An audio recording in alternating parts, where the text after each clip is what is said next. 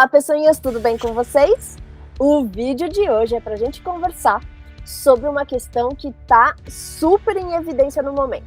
A nova porcentagem de etanol na gasolina e que está preocupando a galera que tem principalmente carro movido só a gasolina. Vem comigo discutir sobre isso? Bom, a gente anda vendo por aí as notícias a respeito da nova proporção de álcool dentro da gasolina. Então a gente está saindo dos 27,5% para 35% de etanol na gasolina, e a galera, principalmente que tem carro só movido a gasolina, está começando a se preocupar com essa questão e com relação aos componentes que vão ter que lidar com essa proporção maior de etanol.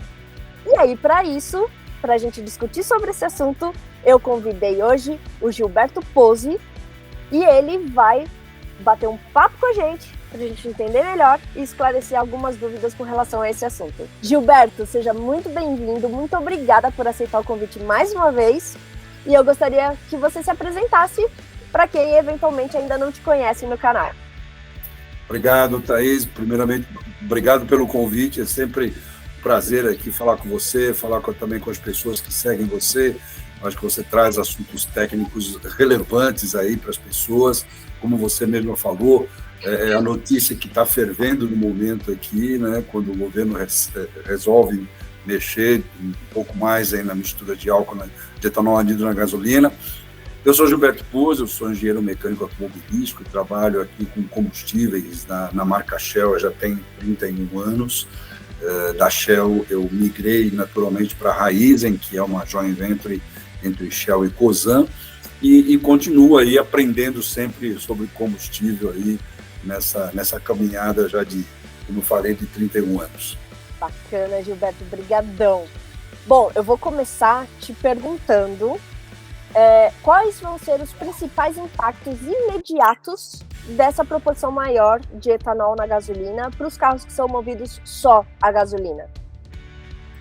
Tá, vamos voltar um pouquinho no tempo, lá em 2015, quando o teor de álcool na gasolina brasileira passou de 22% para 27%. Naquele momento, a Anfávia, a Associação Nacional dos Fabricantes de Veículos, levou para o governo um trabalho feito em cima justamente desses veículos puros a gasolina, vamos chamá-los assim. E naquele momento, esse trabalho ele mirou nos veículos novos, nos veículos importados, né? Principalmente veículos de alto desempenho que têm motor puro a gasolina.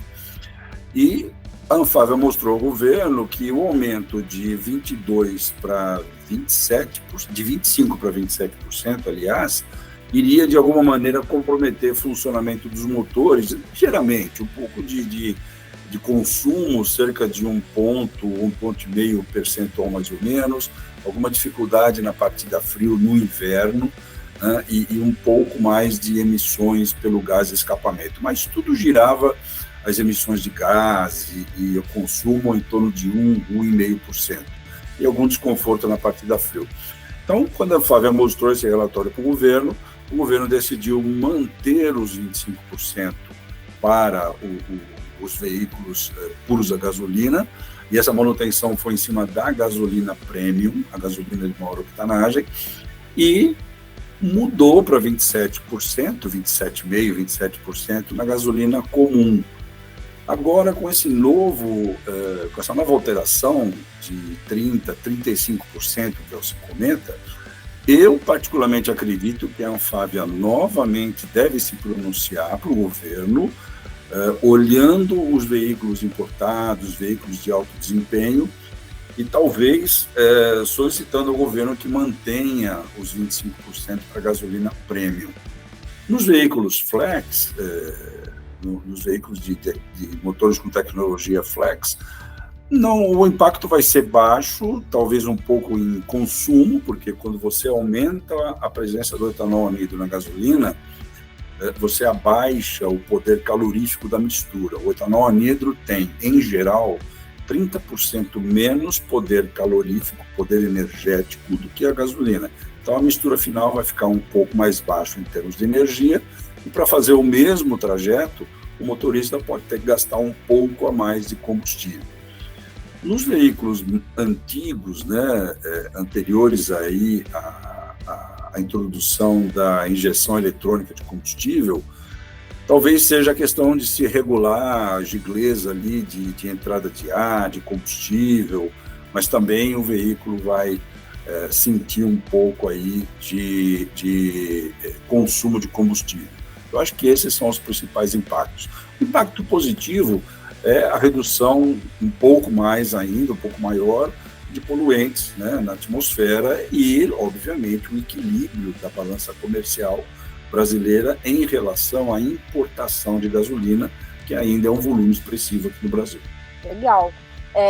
Foi legal você mencionar os veículos mais antigos, né, especialmente os carburados, você falou aí de giclê, de mudar giclê e tudo mais. E aí, puxando esse gancho, como que ficam os tratamentos necessários? Porque quando a gente tem um carro carburado que roda com etanol, muitos dos componentes têm um tratamento diferente, né? Um tratamento superficial diferente para suportar a agressividade do etanol. E aí esses carros a gasolina não vão ter. Você acha que seria prudente aplicar esses tratamentos também já com essa porcentagem, ou você acha que até aí ainda não vai impactar em desgaste de componentes nos carros? Mas eu acho que o impacto não vai ser grande, né? Porque a gente tem a presença de etanol anido na gasolina brasileira de longa data, né? Ela se intensificou a partir da década de 70, quando foi criado o Proálcool. Então, daquela época para cá, o tratamento superficial de componentes metálicos que estão dentro do sistema de alimentação de combustível foi enriquecido, né? Foi melhorado pela indústria automobilística. Hoje a gente não tem mais a produção de veículos 0 km com tanques de metal, é tudo tanque plástico. Mas existem veículos rodando ainda com tanque de metal. Eu acho que, novamente, a Anfávia deve se manifestar. A Anfávia tem um relatório anual que mostra ali todo o percentual de veículos da frota brasileira, a idade média dessa frota. Então, ela deve, talvez, levar tudo isso em consideração para ter uma discussão com o governo de alguns impactos adicionais que a gente, nesse momento, não está vendo, e que a Anfávia tem mais categoria para ver, e levar essas considerações para o governo. Também, lógico, medir qual o tamanho desta frota, né, que sofreria um maior número de impacto, versus o benefício de você aumentar o teor de etanol anido na gasolina. Benefício ambiental, benefício de balança comercial, como eu disse. Bacana. E aí você comentou a respeito, né, dos carros que vão continuar usando o combustível premium, aí é uma outra categoria, né? Mas a gente tem veículos mais comuns, né, que não usam a gasolina premium, que usam a gasolina comum ou a aditivada, e que são movidos só a gasolina, né? Esses carros que não vão usar a gasolina premium, né, que talvez continue, né, com uma porcentagem um pouco mais baixa de etanol. Esses carros que vão usar a gasolina comum e aditivada, que vão sofrer o impacto, né, da mudança de porcentagem, você acha que eles vão ter mais impacto? Vai ter mais consumo de combustível, talvez um pouco mais de desgaste nos componentes? Eu acredito que talvez sim, né? Porque por melhor que seja o tratamento das peças metálicas, quando você aumenta o teor de etanol, você aumenta, entre aspas, a agressividade do combustível. O etanol, embora ele seja anidro, e o anidro ele tem apenas 2% de água na sua composição, essa água já vem da usina, dentro do etanol. O etanol hidratado, que é vendido ali no bico da bomba, no posto, ele tem até 5% de volume, mas, mesmo assim, tem que se considerar o envelhecimento dessa frota, as folgas internas dos motores, o tratamento e a manutenção que foi feito nesses veículos, né? Trocas de lubrificante, trocas de filtro, manutenções mecânicas do motor em si, motores que sofreram retífica ou não, como é que está essa frota? É muito difícil medir isso, né, Thaís? Então, a expectativa não é de grandes problemas, tá? Pontualmente, você pode ter alguns problemas, veículo a veículo, e conforme a gente já falou, uma regulagem ali de carburador e tal. Quando você olha veículos mais clássicos, mais antigos, você tem os colecionadores, e os colecionadores, eles dão preferência para abastecer com combustível aditivado, porque o veículo fica parado na garagem 1 ano, 2, 5 anos ali, e ele vai funcionar esse motor, alguns mais cuidadosos, uma vez por ano. Então, a gasolina aditivada, ela tem uma estabilidade, um período de vida muito maior do que a gasolina sem aditivo. Mas eu acho, então, que esses problemas devem ser pontuais. Legal. E uma coisa que você ressaltou, que eu acho que é importante a gente diferenciar para as pessoas também, você comentou, né, que o etanol que vai para a gasolina é o etanol anidro, né? Ele é diferente do etanol que as pessoas abastecem lá na bomba só de etanol, né? Sim, ele é diferente. Quando o processo todo de produção do etanol, você planta e colhe a cana, moe, e você tem, a partir dessa moagem, um caldo doce. É uma garapa, mais ou menos igual àquela que a gente toma ali junto com o pastel, né? É uma garapa, é um caldo doce, que é de água e açúcar. Aí você leva para um próximo estágio, onde leveduras são adicionadas nesse caldo, as leveduras se alimentam do açúcar e produzem o etanol. Só que essas leveduras, elas não têm uma eficiência de 100%. Por isso que ficam ali 5% em volume residual, vamos dizer assim, de água. Residual do próprio processo. Para sair de um álcool hidratado para um álcool anidro, tem passos adicionais onde se retira essa água. E por que a gente não tem só álcool hidratado no mercado, então? Porque se eu pegar o álcool hidratado e misturá-lo à gasolina pura que vem da refinaria, numa variação de temperatura, que a gente está chegando agora no inverno, pode haver uma separação de fase. Com o anidro, isso não acontece. E no veículo flex, quando eu tenho gasolina misturada com etanol anidro lá no tanque, e eu resolvo misturar meio a meio, 70-30, não importa a quantidade de álcool hidratado, não existe separação, porque aquele, vamos chamar assim, de excesso de água que tem no álcool hidratado, ele se acomoda no etanol anidro, que tem só os 2%. É engraçado isso, né? Então, quando você mistura gasolina contendo o etanol anidro com o etanol hidratado, tudo acontece sem nenhum problema dentro do veículo flex. É ótimo a gente ter levantado esse ponto, porque tem muita gente que está preocupada justamente por causa disso, né? Porque acha que o problema vai ser a água que vem mais, só que esse álcool que vem na gasolina é isso, né? Ele tem esses passos a mais que retiram essa água, então...